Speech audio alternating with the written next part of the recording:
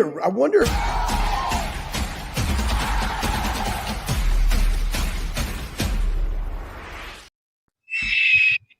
Oh, there it is. You see it. You hear it. You know it. Oh my. Like, Yes, bring him in. That's jarring. That's jarring. I mean, Age, like when I hear that honestly, I'm about to pee my pants, dude. That kind of scares me in an uncomfortable way. Yeah. Yeah. But Wednesdays are for AJ. It's Bobby Carpenter show. We got 3 locales. Everybody's rocking and rolling here. Age, first of all, with you, dude, you were down in New Orleans. I know it's a hot spot. How was the Super Bowl, bud? Yeah, I didn't go to the game, so I was there like Tuesday night, and I left Friday afternoon. But it was cool, man. Like New Orleans, New Orleans is its own. It's like it's such a different world from most places, from Columbus, Ohio, obviously. But it's been a little while since I've been there, so it was cool. You get to walk around there. There's a casino directly across from the hotel we were staying at. We got to stop by there a few times. And Friday afternoon, when we did shows there Wednesday, Thursday, Friday, and Friday after the show, like that place, like I was getting out of town at the right time. Like that place was bumping. You couldn't go anywhere. You could barely it'd be a 25-minute drive, but you could walk in there in 7 minutes, 5 minutes. It's one of those things where just everyone was coming into town, and for good reason. They wanted to see a game, and they saw a good game, I guess, if you're an Eagles fan. Yeah, well, hey, let's talk about that game, AJ. What were your thoughts? First off, we did a thing last week on the show about Super Bowl food and what do you like, right? And we said some charcuterie. We said, meat infused queso, because you can't have a meal without meat of some capacity. What did you enjoy about your Super Bowl spread? And then elaborate about the game and what you saw transpire when the Eagles absolutely just dominated the Chiefs. Yes, they did. The Eagles definitely dominated the Chiefs in that game. I guess I don't treat like Super Bowl food like I do Thanksgiving. I don't put as much importance on it, but there's always like a bunch.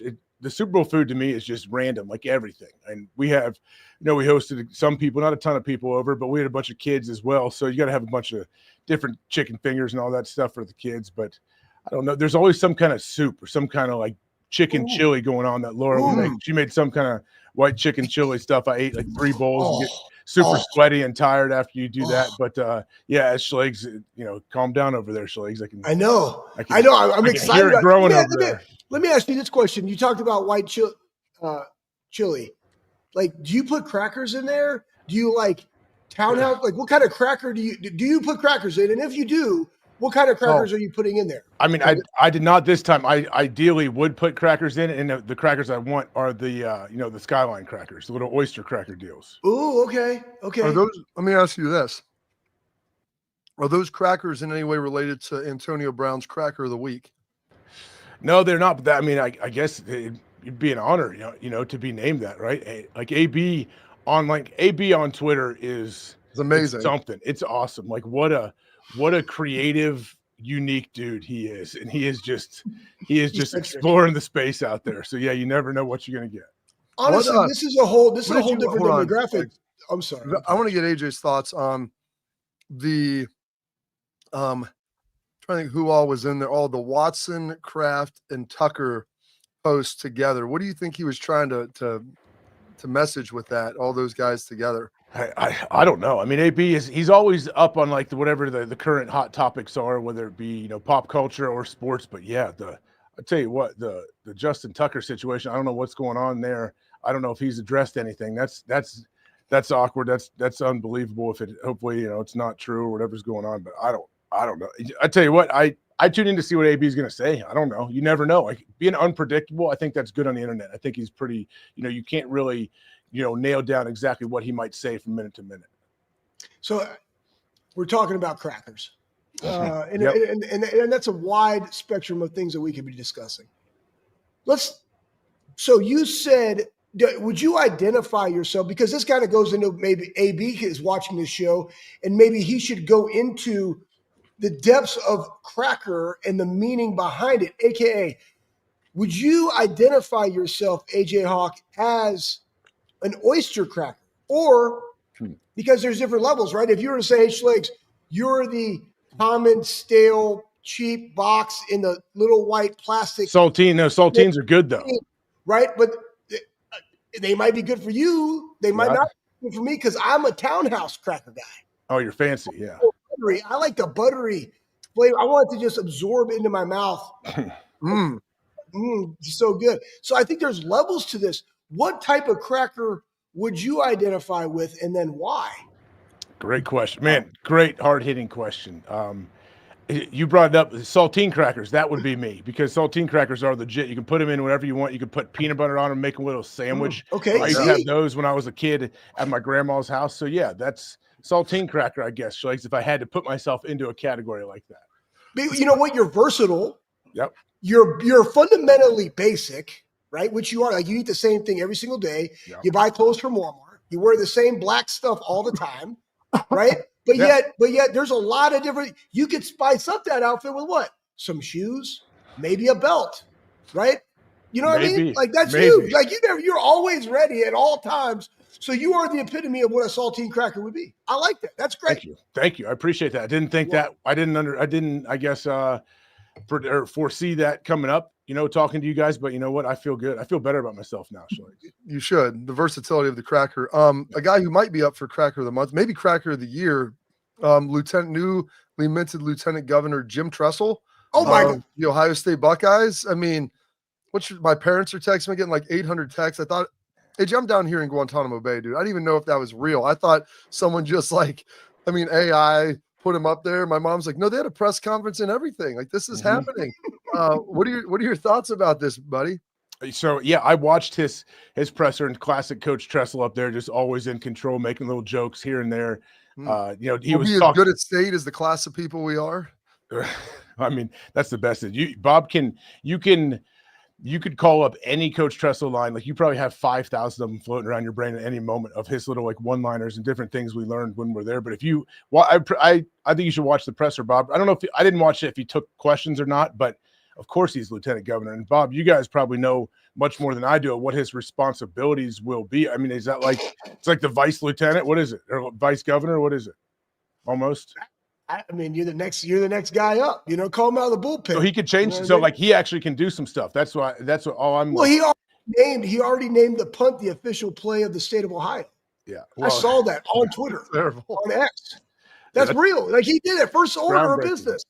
Yeah, that would suit him well, but I think it's awesome. Why not? Like, why wouldn't you? And I think the governor even said, Coach Tressel doesn't have any political experience really, but he knows how to lead people, and he's a great leader and he's a great communicator. So why not? That's who you need. What's amazing with that is I talked to him because I used to tell him did you need to get in? You need to run for governor, something. And then he's like, and Ellen's not having any of it. I mean, let's be honest, man. Tress is 72, maybe 72, 73, somewhere in the early 70s. But people want him to do more. I'm like, can the guy not just retire? Can he just not? And he was getting on me. He's like, Bobby, you're always filming my stuff. And I'm like, well, Coach, I don't know how many more times I'm going to get a chance to see you talk. He goes, well, what are you trying to say? I'm like, what I'm trying to say is I've heard you speak probably more than you're going to speak the rest of your life. I mean, that's just fundamentally accurate. So I'm trying to enjoy this. So the guy, and this is amazing because you know how selfless he is. He was doing the All About the Team podcast, and you were on there, Schleiks and I were on there.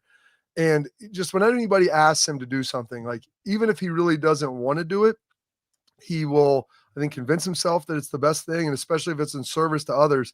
And I'm like, this guy's the ultimate public servant. And now I think something that he probably never really wanted to do, but a lot of people urged him.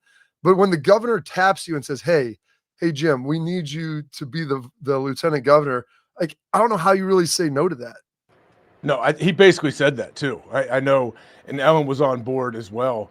But yeah, why think about people in politics, what they should do? They listen to people and then try to help those people out. But they have to communicate your message and where you're going, and the one common goal. And who better than Coach Tressel to communicate what we need and go out there and actually, we know him personally, so we know that there's nobody else in the world like him. There's only one Coach Tressel that truly does care about everyone, always in control, also super funny, dry, sarcastic, loves to mess around and joke on all of his old players. So yeah, he's one of one. There's no one, there'll never be anyone else like him again. He's the best. I'd put him in, have a run for governor whenever DeWine's up, I guess. I mean, he's so good because he'll ask a question followed up by 3 other questions until he just like, does that make sense to you? No. It's like, exactly. Right. And that's what he's going to do. He's going to bring everybody to the table. Please explain why this works for you. Okay. And then why? Why? Your side. Go. Why? Okay. So they're both wrong. Let's come up with a real solution. Attack and dominate. Yeah. You know what I mean? That'd be amazing. All right. So back to the game that happened in the Super Bowl, viewed by 126 million people. Tell us about that game, H. Like, what stood out to you from both sides of both teams, Eagles and Chiefs? Yeah, so like with Pat, we make picks for all the games, and I end up I didn't like throughout the whole week. I was going back and forth. I'm thinking, how do you pick against the Chiefs? You know, it's Patrick Mahomes. I know what they can do, and I ended up picking the Eagles. Good for you. I flipped to picking the Eagles. Like, you know, I said 12 minutes before I made the pick, and it pretty much was like I just started envisioned like Saquon and whatever they were going to do, and Saquon didn't even have to have a monster day. And they still just absolutely dominated. I mean, you guys watched the Chiefs, they couldn't handle them. They couldn't block the Eagles. The Eagles front four, when you can get 4-man pressure, you can absolutely wreak havoc. And that Eagles defense was awesome. And then their offense obviously made all the plays as well. But yeah, like Cooper DeJean with the pick 6. And then what was really a killer was, Chiefs are down 17-0. They were driving and Mahomes throws, or not driving, they started the drive and Mahomes throws a pick from his own end zone. And with like 1:50 to go in the first half, and I was like, oh, that's it. Like that's brutal, because if Mahomes goes down and scores, makes it 17-7 going to half, and they get the ball after half, then it's a game. And that pick that Nick Bond got right there was huge. And I think from then on, you knew like this is going to be really a tough uphill battle for this Chiefs team. Were you surprised, AJ, that the Philly D line just absolutely dominated? And is there anything tougher to stop in all of football than a relentless D line? No, it's impossible. We saw it. Like, even with how quickly Mahomes gets out the ball out of his hand, everything, it didn't matter, because they were also like really disciplined too, and they were dominating their one-on-ones. But when they both their edge rushers were very disciplined and kept Mahomes bottled up, didn't let him escape outside like he can. And like when you have those two hard edges, that they're also having a hard time of keeping them off Mahomes. Obviously, they're getting plenty of hits and pressures.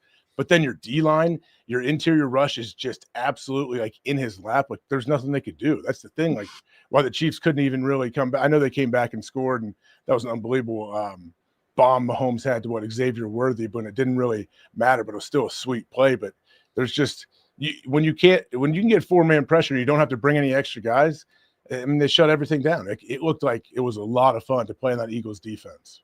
So many things in there. You had hard edges, and you had dudes all over them, and there was so much in there to take in there. AJ, let's go this. What do they do now? What do the Chiefs do now? What do the Eagles do now? Because you winning a Super Bowl, and I like asking this question to you because you won it. And I was thinking about this the other day too. Like, how rare is that air that 53 guys on a roster over 59 years can say that they've won a Super Bowl? That's impressive. And you're one of those. And so what's the mindset going into the next year to repeat, you knowing that? But then where do the Chiefs go from here in their roster? I mean, the Chiefs, it's kind of like when they got beat in the Super Bowl last time. I feel like they got to figure out a way to shore up their offensive line. I know they had some injuries this year and had to move people around. But number one, protect Patrick Mahomes. The thing is, they lost. So it feels like the dynasty is over and all that. We know it's not. We know Patrick Mahomes is still going to be Patrick Mahomes for a long time. So they'll be fine. They'll regroup. But the Eagles should be really good for a long time as well, with Jalen Hurts and all the young talent they had. And that was only Saquon's first year there. I think the Eagles could be a force to be reckoned with, and they should absolutely find a way to get themselves in that situation again next year to where they're competing for another ring. But yeah, sometimes I think people can get comfortable and things happen after a team wins the Super Bowl. But I think for the most part, it should motivate you. Like, you got there, you won one, and everything else sucks. Like, if we don't win the Super Bowl every year, it's a failure. I think you feel like, especially if you win one. So I know the year after we won 15-1 in the regular season, got a bye, and then got blasted in the first round of the playoffs. Like, that sucks. Like, and I can't point to like any one thing, like anyone was complacent or anything. Things happen. I guess it goes to show you how tough it really is. Like, think of all the things that have to happen for the team that wins the Super Bowl. Like, so many ups and downs throughout that season. You got to get lucky in certain times and lucky with injuries. but you got to make those plays like when it really matters. And man, the Eagles absolutely stepped up and played their best football when you needed it. Yeah. Before we get you out of your age, Ryan Day trying to figure out coordinator situations. They named our guy, former teammate of ours, Brian Hartline, offensive coordinator last week. Haven't had a chance to talk to you. Kind of your thoughts on him doing that. I was pumped for Hartline. Like, I'm pumped that this will be the first time he calls plays, correct? Yes. And I think that's awesome. We know what he's able to do with those receivers. I mean, every receiver on the planet, I think, wants to play for Hartline because of how well he helps develop those guys, and they come in as studs, and he makes them even that much better. So I think it's a great test for him too. Calling plays, it's a different planet, a different world. I know I've said a lot, like the one coach on a coaching staff that can affect the game more than anybody is whoever's calling the offensive plays. Like that person, that's a lot of responsibility, a lot of power, a lot of a lot of reps I think you need in that. So I think it's awesome for Hartline. That's what if you're a coordinator, if you want to be a head coach, whatever, you got to call plays at some point. And I think it's going to be cool. And I'm sure he's been taking notes and building his plan for years and years now. And he's probably excited. You got anything else, Schlegs? Give you one more. No. Oh my gosh. No, I have nothing. Hey, Jim, hey, what's on the docket for you this week, bro? What's on the docket for you this week? Because it's chaos. Basketball just got wrapped Valentine's up. Day too, right? Valentine's Day. Nate Ebner's wedding. Stuff like that. Like, what are you doing? What do you got going on this weekend? Well, Valentine's Day, I this weekend. What are you getting? What are you getting to Miss Laura? What are you getting her? She always says she doesn't want anything, so I get her. So what do you got to get her? You got obviously like edible arrangement, chocolate dipped strawberries because I like to eat those as well. So got to get those. I don't know we'll see what else edible I might get her. But I actually did rent I rented a Sprinter van that I'm gonna for the weekend that the kids are going to be pumped to use, but we'll go take the Sprinter van to dinner or something on Valentine's Day and hang out. And then I'll use that the rest of the weekend, drive the kids to and from stuff. And, I'm a big fan of like RVs, Sprinter vans, any kind of alternative transportation from what we normally use. I'm a big fan. So hold on. Are you driving the Sprinter van with her in it, or do you have like a driver for the Sprinter van? I will normally be driving the Sprinter van, but when we go to dinner, I will find like an Uber situation to drive it for me. Yes. Okay, good. I mean, you said, does Laura like anything other like the chocolate covered strawberries? I mean, do you get like the fondue like in the bedroom for some dipping in there? No, Bob, like, our house, like everything is very clean. And so the thought of like food in the room, like when every once in a while, I'll bring in like eating protein bars in bed or something and she's asleep. I'm trying to chomp it and not wake her up, fall asleep like with some of it on you and whatever. Yeah. So that's happened. That's not, I like to eat at night. I'm a night eater. So sometimes that can happen. It's not. Then it she'll get the hose. You eat in the bed, AJ gets the hose again. Like, know the rules. Yeah. She thinks someone took a dump in the bed because there's a protein bar smashed on my back because I fell asleep. Yeah. That's amazing. Oh my gosh. I love it, dude. That's tremendous. All right, dude. Well, you enjoy it. Have a great show with Pat. I'll get some great stories to give you from Gitmo back here. I'll have to show you. By the way, I was telling Schlegs, they literally have at the Marine base in Gitmo a picture of every commanding officer of the base. And I'm walking through and I got to meet the CO, great dude. And I joke, I go, where's Colonel Jessup's picture? And we walk down, and AJ, they've got one hanging up of Jack Nicholson from a few good men, like right in there, 1992, like April 1st or April 3rd to April 3rd, like 1992, and we got a picture around it. It was amazing. So they lean all into that, and it's pretty tremendous. So I'll get you some stories. I can't wait to hear all about it. Yeah, it looks sweet in the videos I've seen so far that you posted. So yeah, I'm sure have stories for days coming from that. All right. Well, you enjoy it with old Patrick, and we'll get together soon. All right. All right. See you guys. See you, buddy. Oh gosh, that's scary. I feel like I'm in some sort of haunted woods when I hear that, Schlegs. But when we have this coming up, we've got attention. Parents, athletes, protect what matters most with Export mouth guards. Trusted by professional athletes and designed by NHL team dentists, Export mouth guards are scientifically tested to help absorb those high-impact hits, protecting both your teeth and your brain. Export mouth guards feature 3 layers of advanced protection. It's unbelievable. They 3D print that custom carbon fiber right to your grill for more protection, better performance, max comfort, clear communication, so you can focus on your game, not on your gear. Don't take chances with your safety. Visit exportguards.com/Bobby today and save 15% on your order. Export, protect what matters most. More of the Bobby Carpenter Show coming up next.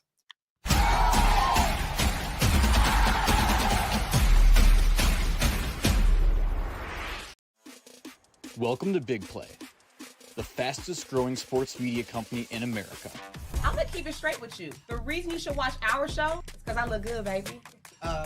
Come get some! Join our millions of fans for live sports talk shows hosted by the top former athletes and sports personalities in the industry. Ohio, it's my home state. Obviously, I'm a diehard Cleveland sports fan. Watch what you want, where you want, when you want. Welcome to Big Play. Make sure you tune in. I love you, Cleveland.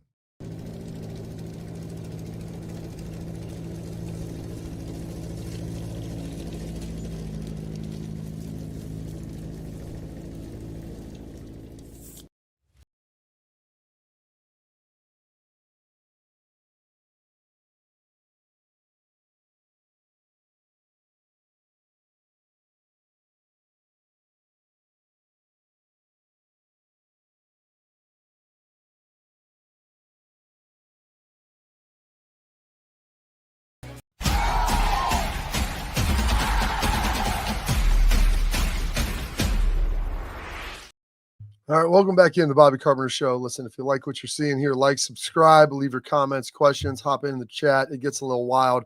One of the questions in the chat, Schlegs, I know we get to our tailgate talk with Real Truck later, but someone brought up Bob's hammering some Cuban food. So here's the deal.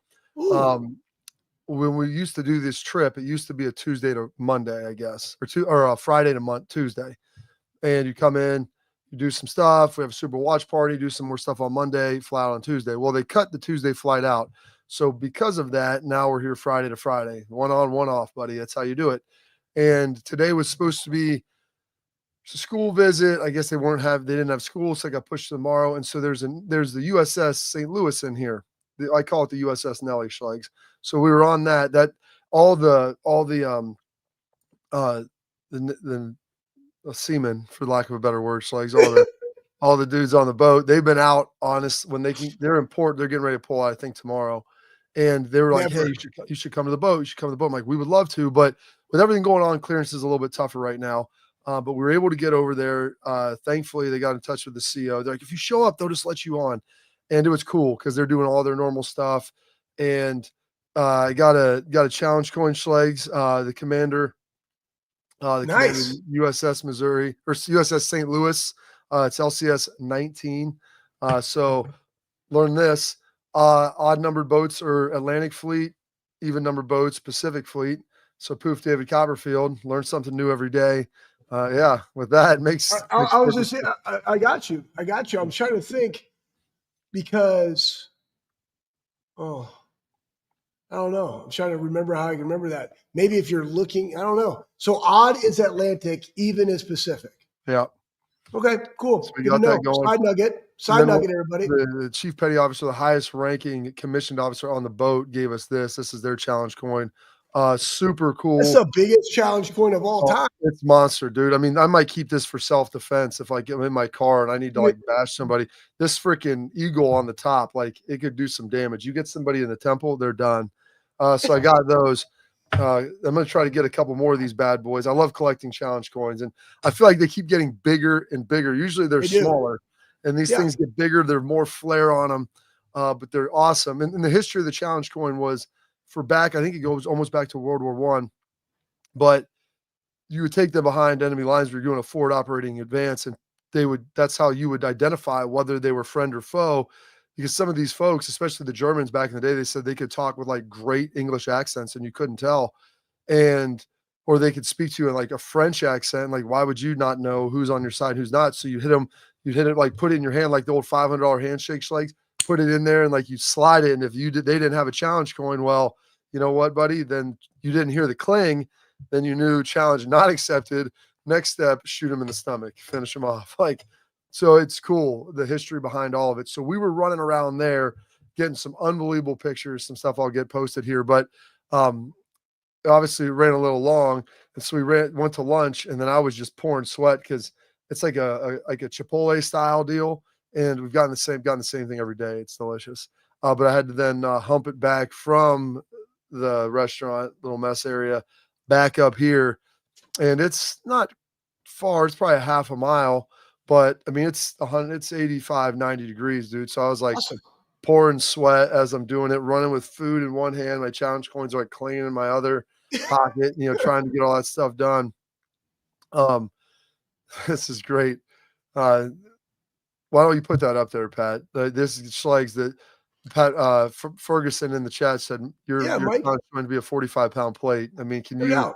hand slap some of that? But they also down here today, Schlegs, they have I just realized they have a sauna in the gym, so it was great, dude.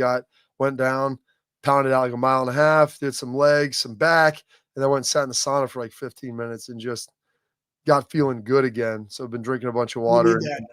Yeah, it was good. Yeah. So got up today. Last night I really didn't drink at all. I'm going to do some fishing. There's some unbelievable fishing down here. So that's all part of it. And then they also gave me a sweet shirt off the boat as well. The dudes the search and rescue, like the dudes that have a Black Hawk on there that they go in and they go shoot out the engines on drug boats and like pull their little rip out and go get them. I mean, it's pretty cool. Like all the stuff that they do with the boat, 'cause it's not huge. It's like 100 and some or a couple hundred feet, but it can cruise. So it does a lot of cool things there throughout the Caribbean. So it was awesome to meet the servicemen from that. Like I said, I'll get that stuff posted and you'll be able to take a look at it. But the naval dudes were a lot of fun and really enjoyed it.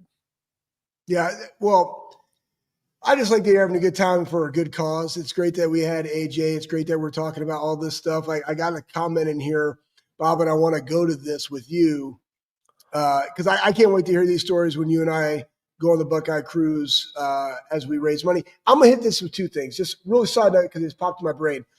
I was reading on the X Machine, and somebody had commented that if they had Ryan Dane's contract, they would have gave $5 million. Oh, gee. I love it. I love when we spend other people's money. Exactly. And that's absurd. And I also think that people forget, like Ryan donates to the Buckeye Cruise, which goes to the James Cancer Hospital, also to his own. But let's not also forget all the time, energy, and effort that they do for other foundations that raises money. Like your time is also worth something as well. People don't forget that. Anyways, I digress. Somebody is talking about walk me off. Like I'm walking the plank, Bob. Like, get me off this with the Matt Patricia hire. It scares me. No, it's not. I don't know, Bob, but I will say this. I do know that Joe Cullen is staying in Kansas City. Yeah, so that's a deal.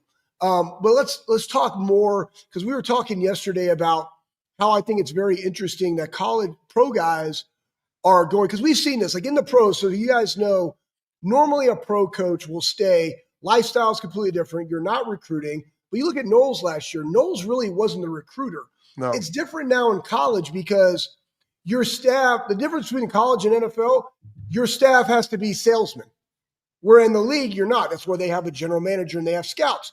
Normally in the NFL, a coach can go from team to team, be an assistant, paid, watch, evaluate, look for tendencies, could also potentially work in the front office evaluating talent, right, of free agents, college draft picks, etc., while they fill that gap to where somebody they know gets a job and they can come back and be a position coach. That's normally how it goes. But now we're kind of seeing like, hey, I could go bridge that gap, continue to call plays, and then jump back to the league. Talk to us about Matt Patricia. Now, and I mean that in the way of coordinating ball, not necessarily head football coach.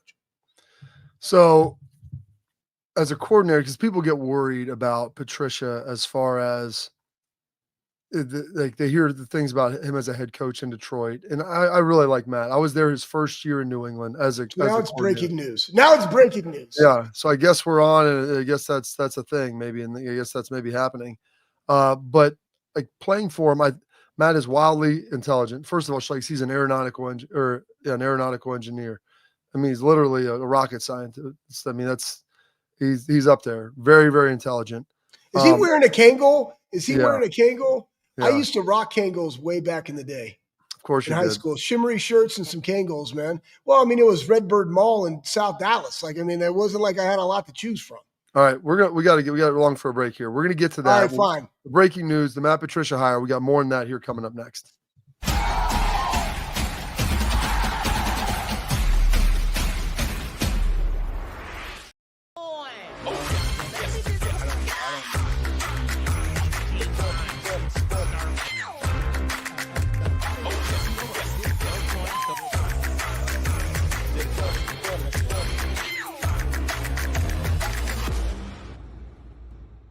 the Big Play Sports Network.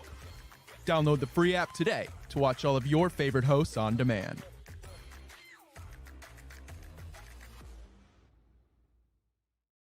I'm Garage Beer, and this is Bobby Carpenter. Garage Beer. Beer flavored beer. Beef with an F? Okay, my bad. It's crisp and cool, and it doesn't taste like.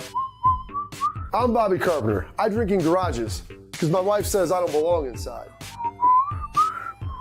If you like a cold breeze on your bag, drink Garage Beer. It's American, and so can you. Garage Beer. Beer flavored beer.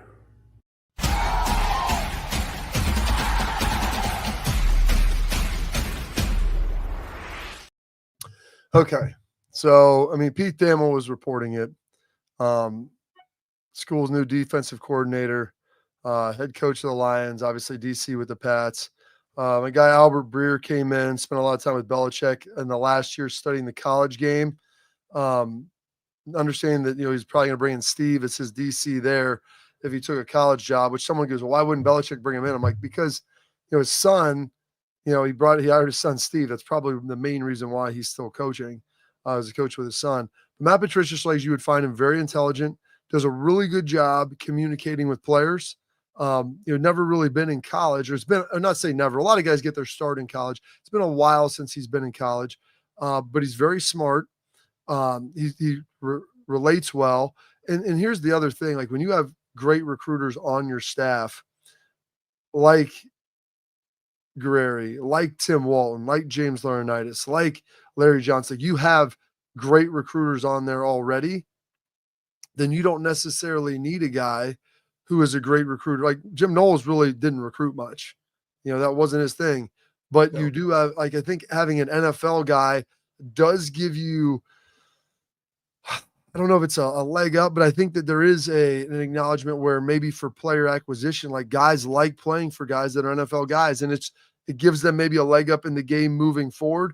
There's a complexity to it, and it's a pretty veteran staff now with what you have there on the defensive side of the ball. And I'm not sure if Patricia ever coached with anyone else on this staff before.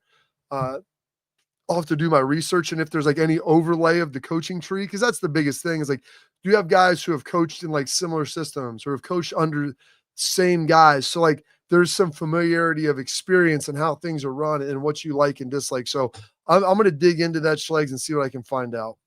Well, here's the thing. So Phil J in the chat. So Phil, I hope you're accurate. Tim Walton, co-defensive coordinator, makes me feel better. Guerreri, passing defensive coordinator. So what does that mean, everybody? That means they got a pay raise, which they should.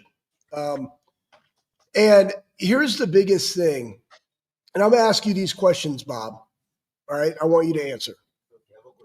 What is the one greatest thing that Bill Belichick did that you watched, or of his teams that he did at an elite level?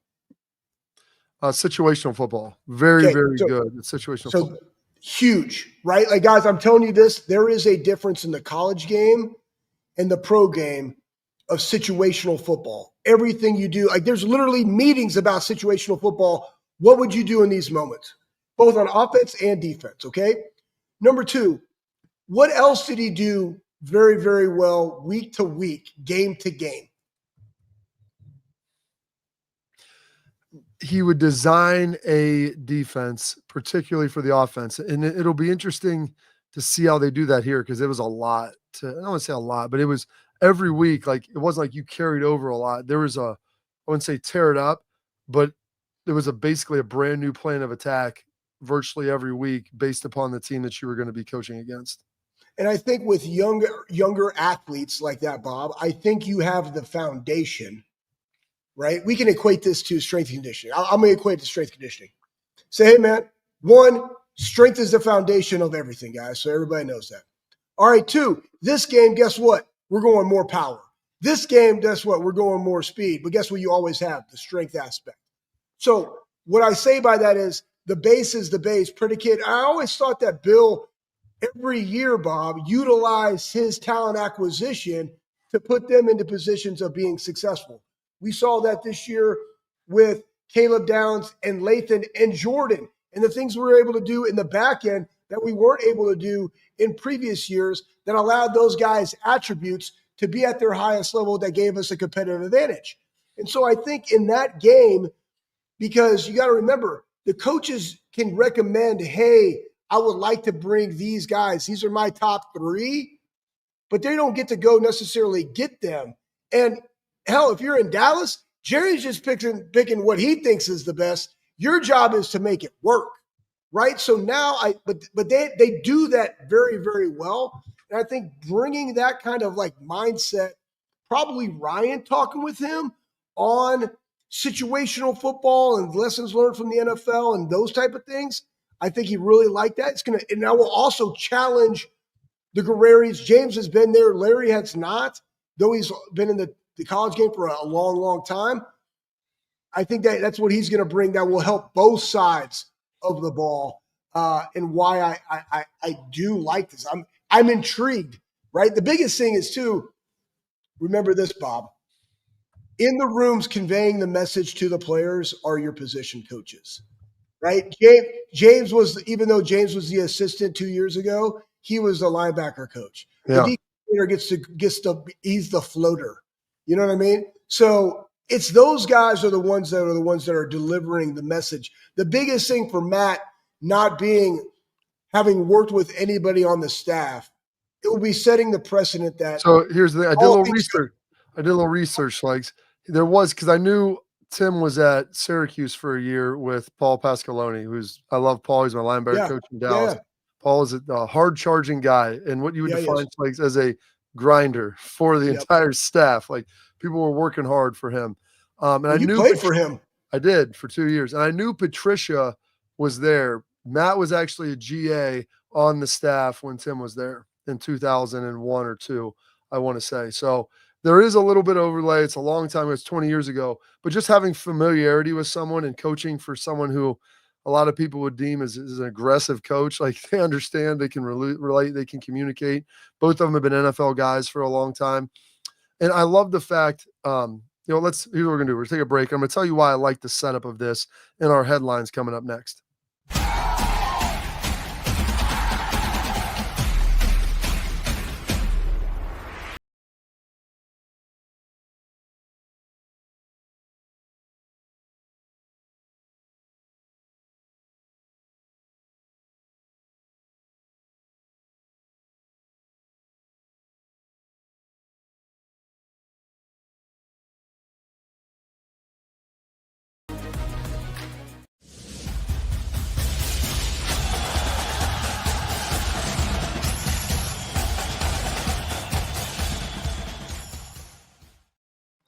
Welcome back into the Bobby Carpenter Show. We got some headlines, and since it's breaking news today, a lot of things are out there. There's a lot I'm already over here in the chat just trying to ease the tension, baby. Keep it. I'm over there like Happy Gilmore style, just easing the tension, baby. Yeah, you know, it's what you're trying to do, and it's what I'm trying to do for you guys. Trying to do. Listen, it's gonna be okay. People say that he's a trash DC. I'm like, the guy won Super Bowls. Like, he's a really good defensive coordinator. You ask anybody that played for him how good he is. Now, was he a good head coach? No. Was Bill Belichick a good head coach his first time around? There's a lot of guys that are better the more they've done it. I remember people saying Jim Knowles was a trash DC at times during his tenure at Ohio State. Or even this year. And even this year, this is like during his tenure meeting Oregon this year of like the first Oregon game. Listen, I like this. First of all, I said I like the setup of it. Here's why. Tim Walton, you want to make sure you keep him on staff, having him be a co-DC with this. And like I said, folks, some of this, it's titles, it's pay raises, but those things matter. So you have Matt Patricia in there as your DC, Tim Walton as your co-DC. I think that Ryan had probably kicked around a lot. And maybe I think that there was a degree where he was going to lean in and make Guerrero and Walton, DC, co-DC, but you make I like that too. I like that too. But you make Guerrero the passing game coordinator. So you have a lot of continuity now, new defensive coordinator. I'm curious how they're going to handle the verbiage and what they do. And Ryan might be pulling a Nick Saban on this saying, hey, I like the verbiage of what we called. We're going to keep that the same. And also with Matt Patricia, they're very multiple up front. That's an NFL thing where everybody's wanted to see more of a 3-4 odd front. I think Matt Patricia, we did a decent amount of that in New England. We did some different things, and we're more multiple. And so you can then benefit from players like CJ Hicks and some of the roles that they could provide. So I think that will be a piece that will be important for this. But you keep a lot of those familiar parts in place. You give them title bumps, which is key, because it's tough. Like when you're a co-coordinator, that's easier than to become a coordinator, or the passing game coordinator. It's easier to move up. And that's what guys want to do. They want to feel like they're moving forward and that there's continuity among staff. But Matt Patricia is not a trash defensive coordinator by any stretch. I could bring in a number of guys who are Buckeyes who played for him up there, who will sit there and tell you that he's really good at his job. And some of it's player based. Like the Ohio State defense was great this year, Slags. You know why? They had a really good scheme. And then they also had a lot of great players who were old. Who played a lot of ball. They had we just lost 8 dudes, guys. We just lost 8 dudes. I mean, again, you go back in Michigan, right? Michigan, what they have? They had 44, 45 seniors on that team, on that veteran team that won a national championship. Ohio State this year, you look at defensively, all of those guys, long in the tooth, developed at Ohio State. The biggest thing is like you're replacing 8 starters. You have Sonny, you have Caleb, and you have IGB that are back from last year. You have some guys that have had a lot of meaningful reps. Honestly, you want to know the biggest question right now in our defense is our defensive line. Yeah. That's the question going into 2025. Lost all four guys. You lost all 4 absolute alphas. Yeah. Okay, 4 alphas, and the alphaness is not the genetic potential. The alphaness is the fact that they were game wreckers, right? Like they played with an attitude, they played with a chip. The biggest thing is, how do you keep that going? The good thing was a lot of those people got to witness it, and hopefully they can break through, drop their sack, and attack in 25. And so the biggest thing I think you'll find with Matt Patricia is he's not a system guy. And I always say there's guys that were system coaches, and then there are guys that were, I want to say innovators. Maybe that sounds a little too positive, but there's certain guys that coach their system, bring in guys that fit their system. Then there's other guys that say, hey, what are the guys that we have? What can we do with them? And do we have guys that have special, unique talents? Like Caleb Downs, they did some very unique things with him last year. They also are able to do that because they had Lathan and Jordan Hancock, who are also really good. And let's not forget this. Everybody said Caleb Downs, maybe the best returning defensive player in college football. He played for Nick Saban. Nick Saban's a Belichick guy. The terminology and how they run their defense is very similar. And so you're going to see, I guarantee you, some usages of Caleb Downs and the verbiage and the things that go on. There's a familiarity with that. And so that, Schlegs, is a very positive thing as well. And it's something that people probably aren't necessarily looking at as much as they would have before. And the utilization of a guy like CJ Hicks and some other things, I think is going to be very, very high. All right. We'll take a pause on that. Because we're going to have some questions coming up, and I'll let you answer them. We'll get into the questions and the comments with our friends from Tailgate Talk by Real Truck coming up next.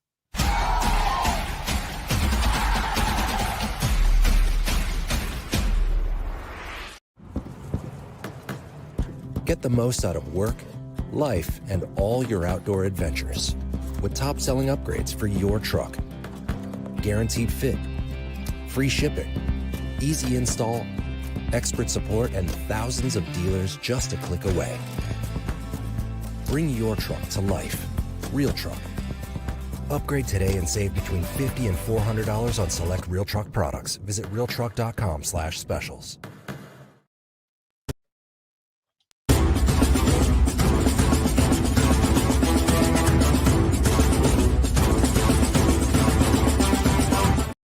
All right, now we're into our Tailgate Talk, brought to you by our friends at Real Truck. And listen, folks, if you're in the chat, you have all this stuff, you want to ask some questions, fire away. It is Tailgate Talk. It's Real Truck time. Just go to realtruck.com. Outfit your truck, Jeep, Bronco, whatever it is.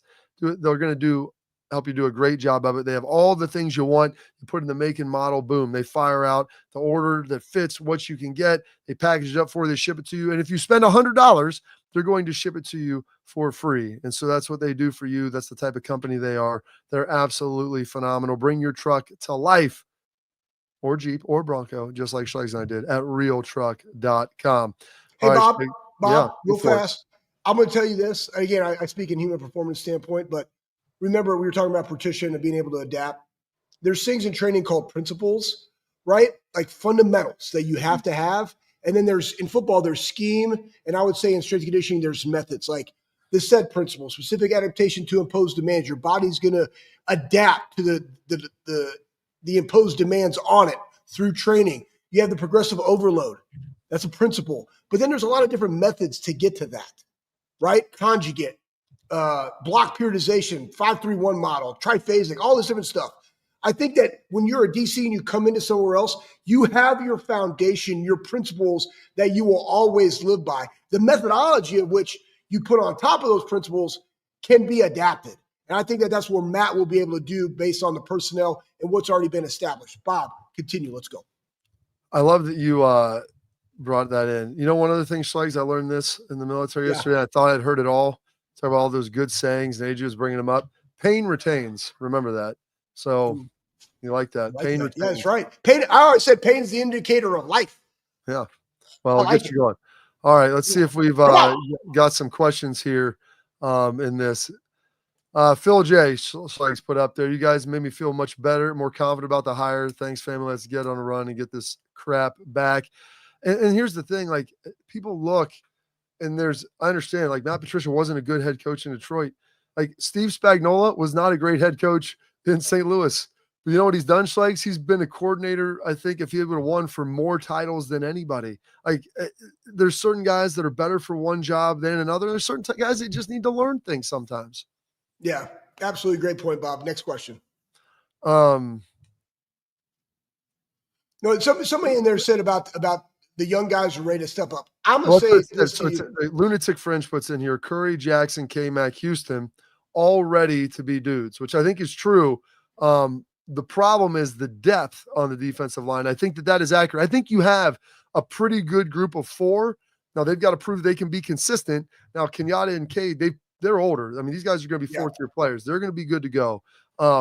K-Mac is showing you something. Edric moved inside. I think he showed you something. But the consistency piece, especially those guys inside, but it's really going to be the depth, Schlegs, and you can talk about that. The depth separated us this year across the board for everybody. And I would say this. I think that you can't go and say, yeah, I'm going to go now be the dude. But you got to look at what made Jack the dude.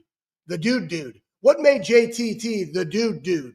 Right? Like, there's a mindset, and it's a consistent mindset that every day I'm going to go in and handle your business. And I'm telling you right now, I think Caden, like I saw Caden reminds me of John Simon. I shit you not. Like, he is the 2025 version of John Simon. Probably a little bit more athletic.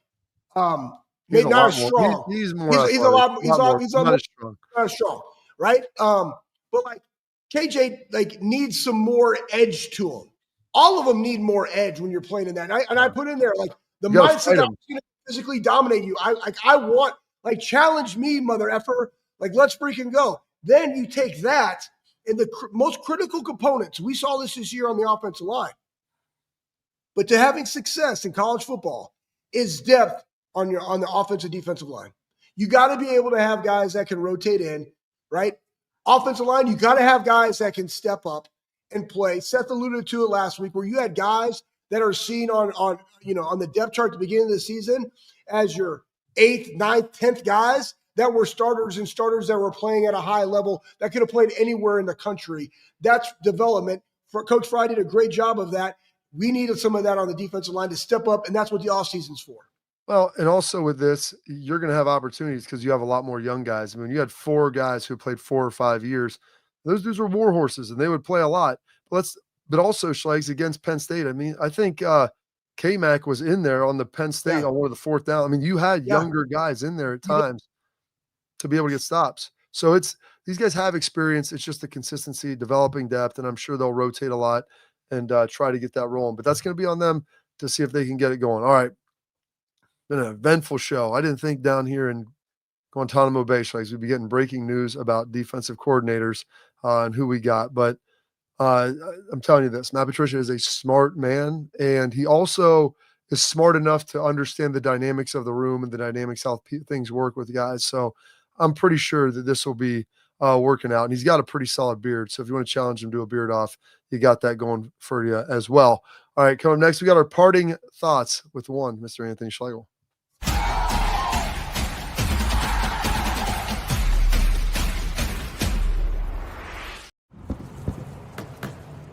Get the most out of work, life, and all your outdoor adventures with top-selling upgrades for your truck.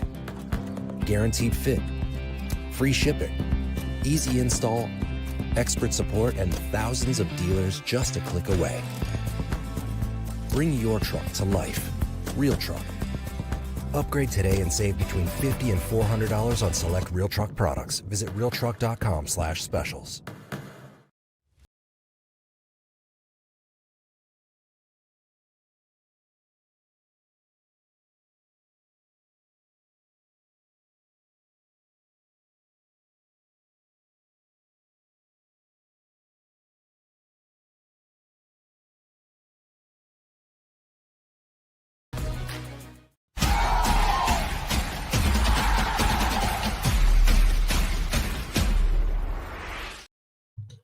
All right, Schlegs. Floor is yours. Floor is Hey, yours. My floor, I don't even know where I'm going to go with this, Bob, but I will say this. One, I got to see McLean, your daughter, in here training, doing a phenomenal job, by the way. Very athletic, looks just like you, same body. And then I got Lennon Hawk coming over today to train basketball with Tyrell, which is awesome. And I get a lot of joy out of seeing young people. But then even today, I was just like walking around the gym and I saw a bunch of like original West Side guys that were in here getting bumpy. And we're just talking shop. And what I love about gym spaces and West, like you got West Side, you got Metroflex where I grew up. And really the goal, the vision of the Armory is just people coming in there to be the best version of themselves, regardless of, like I said, the methodology behind it. I don't care if you CrossFit or Olympic lift or power lift, or you're, a 43-year-old mom, Stephanie Gale Schlegel, that's coming in here doing rucking on the treadmill while your kid's training. Like, I think we got to get back to where, people just appreciate other people's work, and that's the best thing. So anyways, super fun day for me. And I get to talk to everybody out there. And we're talking about randomly awesome things about the Buckeyes and about college football and side nugget in life. And we got AJ Hawk, who makes you screech when he's coming in to kill field mice. Absolutely. And he's a saltine cracker, by the way. I learned that about AJ Hawk. He is the epitome. Hey, saltine cracker, that's AJ. It is. Saltine Next cracker. time I see him, I'm going to say, saltine, motherfucker. Like that. I'll do that. All right. We had an entertaining and fun show today. A lot of breaking news, some good stuff here. We'll keep diving into this more as the week goes on, as more information is out, and maybe get even Matty P on here as well. But we got all that coming up here. Thank you for tuning in. We'll see you tomorrow, 12:30 for the Bobby Carpenter Show.